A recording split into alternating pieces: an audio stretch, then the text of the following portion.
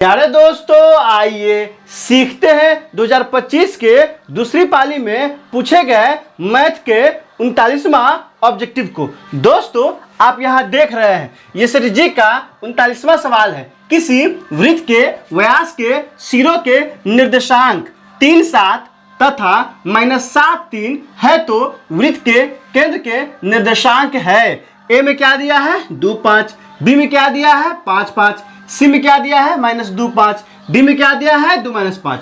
दोस्तों, डिस्क्रिप्शन में क्या किया है प्लेलिस्ट लगा दिया है। पहला और दूसरा प्लेलिस्ट है 2025 के प्रथम पाली में और द्वितीय पाली में पूछे गए मैथ के सवालों का। तीसरा प्लेलिस्ट है बिहार बोर्ड 2000 मैथ के मॉडल सेट का। और चौथा प्लेलिस्ट है जो ये कहाँ के सवाल है नियामक ज्यामिति के सवाल है, नियामक ज्यामिति के लगा दिए हैं। आप वहाँ जाइए, उन वीडियो को इत्मीनान से देखिए ताकि समझ बनेगा कि एग्जाम में किस तरह से सवाल पूछा जाता है और आपको कैसे बनाना है। आइए इस सवाल को हल करते हैं। सबसे पहले क्या करते हैं दोस्तों, एक वृत्त बनाते हैं। यहाँ से क्या कर लिए, एक वृत्त बना लिए। और ये क्या होगा दोस्तों, यह वृत्त क्या व्यास हो गया। यह क्या है व्यास ए है और ये क्या है दोस्तों बी है। इसका केंद्र क्या हो गया दोस्तों ओ हो गया। तो यहाँ क्या कह रहा है दोस्तों, ये व्यास के सिरों का निर्देशांक दिया कितना 3, 7 और -7, 3। तो मतलब ए का निर्देशांक कितना हो गया 3, 7 हो जाएगा इसका निर्देशांक। और इसका कितना हो जाएगा दोस्तों -7 और 3 हो जाएगा। तो कह रहा है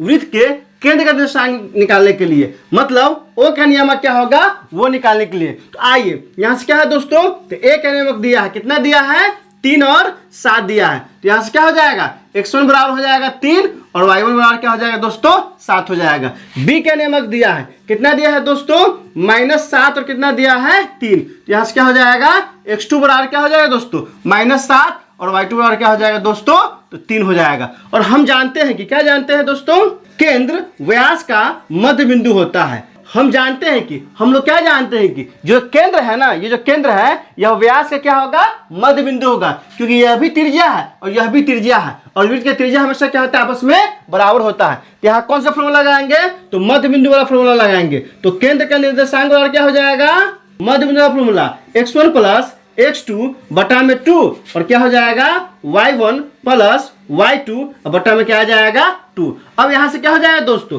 x1 का मान कितना है 3 है, तो यहाँ से हो जाएगा 3 अब प्लस x2 का मान कितना है -7 है, तो -7 अब बटा में क्या आ गया 2 आ जाएगा। फिर y1 का मान कितना है 7 है, तो क्या हो जाएगा 7 अब प्लस y2 कितना है 3 है, तो 3 अब बटा में क्या है 2 है, तो 2 हो जाएगा। अब यहाँ से क्या हो जाएगा दोस्तों, यहाँ से क्या है 3 है तो 3 हो जाएगा। और ये क्या है माइनस में, ये प्लस में, तो प्लस माइनस क्या हो जाएगा -7 अब बटा में 2 कॉमा यहाँ कितना है 7, 3, 10 अब बटा में क्या आ गया 2 आ गया। तो ये 2 से 2 कट जाएगा, तो यहाँ कितना बार में कटेगा दोस्तों 5 बार में। तो बराबर क्या आ जाएगा, जब 7 में से 3 घटेगा तो यहाँ हो जाएगा -4 और कितना है दोस्तों बटा में 2 है तो 2 हो जाएगा। और ये कितना कट के आया है 5, यह भी कट जाएगा कितना बार में 2 बार में। तो क्या हो जाएगा दोस्तों, हो जाएगा -2 और 5 आ जाएगा। यही हमारा क्या हो जाएगा आंसर।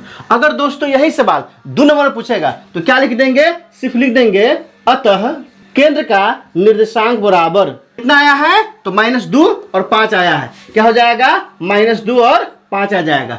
2 नंबर पूछेगा तो सिर्फ अतः बढ़ाना है तो आपको पूरा नंबर मिल जाएगा। तो हमारा -2 और 5 किस ऑप्शन में दिया है दोस्तों, ए में नहीं दिया है, बी में नहीं दिया है, ऑप्शन नंबर सी में दिया है। 39 का ऑप्शन नंबर सी हो जाएगा। दोस्तों, इसमें कहीं कोई दिक्कत है आप कमेंट करके हमें बता सकते हैं। क्या आपने सीख लिया, कमेंट करके बताइए, इंतजार रहेगा। वीडियो अच्छी लगी हो तो लाइक कीजिए, मेरे चैनल को सब्सक्राइब कीजिए, ज़्यादा से ज़्यादा शेयर कीजिए। बहुत बहुत शुक्रिया।